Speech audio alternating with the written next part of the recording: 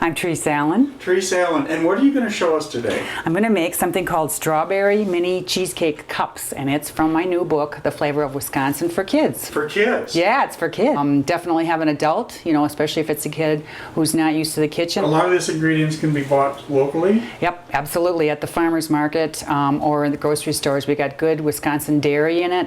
We have some cream cheese, some heavy cream. We'll have strawberries from the farmer's market. We have some great strawberries and honey from the farmer's market. We have a little bit of an orange, and that's not from the farmer's market. Oh. Well, for any recipe, whether you're an adult or kids, you want to start by having everything set up so that when you start to cook, you got everything in front of you. So what we're setting up here is a pot of boiling water. We're going to use that to help cook the cheesecakes. They're kind of like a custard, so that's going to help them cook, and we'll tell you about that later. Okay. And we want to set up a pan with 4. You can do this with 6. I'm going to do 4 so we have nice, good sized helpings today. I'm going to make cheesecake.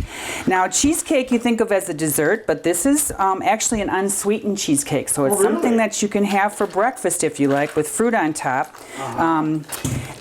Or you could add a little sugar to it and make it a dessert also, though there will be a little bit of sugar or honey in the topping with the fruit. So we're going to start. Cheesecake is not always sweet. No, doesn't have to be always sweet. It's actually kind of a custard, because if you think about making a custard, like say for a quiche, and you have cream and egg and it sets, that's exactly the same thing that happens with the cheesecake, only you have cheese in there too. And in this case, it's cream cheese. So we have 1 8-ounce package of cream cheese, and it's softened, so it's at room temperature. Okay. And then we're going to take about, we're going to take a half a cup of heavy cream. And add that. And we're going to take about a teaspoon of vanilla extract. There we go. It's about a teaspoon. About a teaspoon, yeah.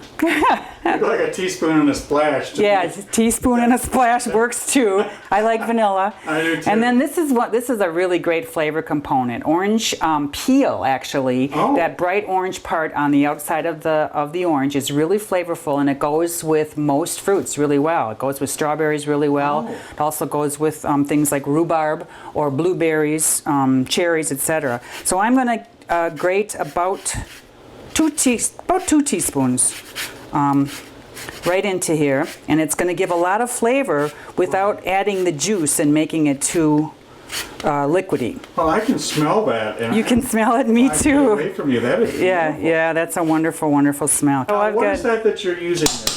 This is a microplane. I don't know if you've ever seen one of these, Bill. They're just great. So I've got just those few ingredients there, and I'm going to take Mix Master, really easy. You can use a whisk and do this by hand if you want. And now we're going to make some noise and get this nice and creamy. Whoa.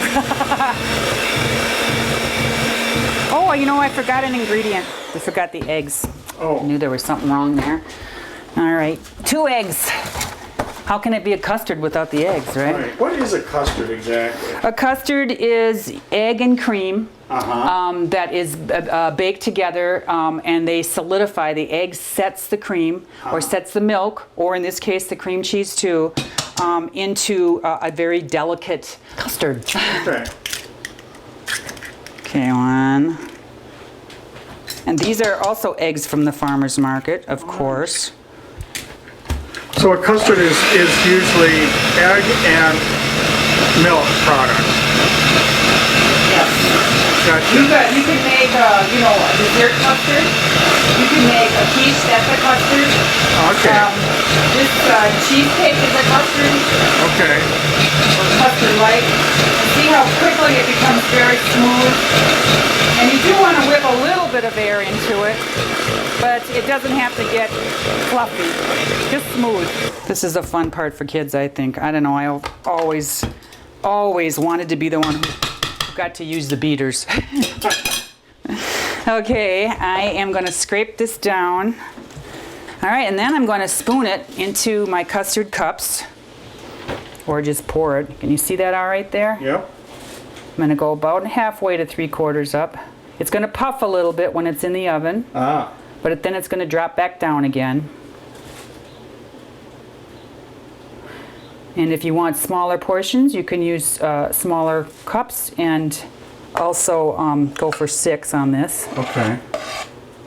What I'm going to do, we're going to go back to the boiling water here, and you want to cook custards very gently because otherwise the eggs will curdle and you won't have a smooth result.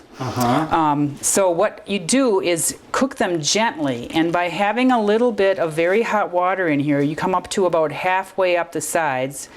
Notice I'm not pouring it into the cups themselves, I'm pouring it around. Right. And of course, if you got a kid involved in here, you want to be very careful with this hot water. Yeah. And I'm going to cover it with some aluminum foil. So I'm putting a lid on here, and what it's going to do, it's going to create a gentle heat in here. Rather than cooking very directly, it's going to cook at about 325, and these will take, probably about 15 to 20 minutes, depending on. That's it. Okay, so it's in the oven. It'll go for that 15 or 20 minutes, just until it's kind of set, and then I turn the oven off.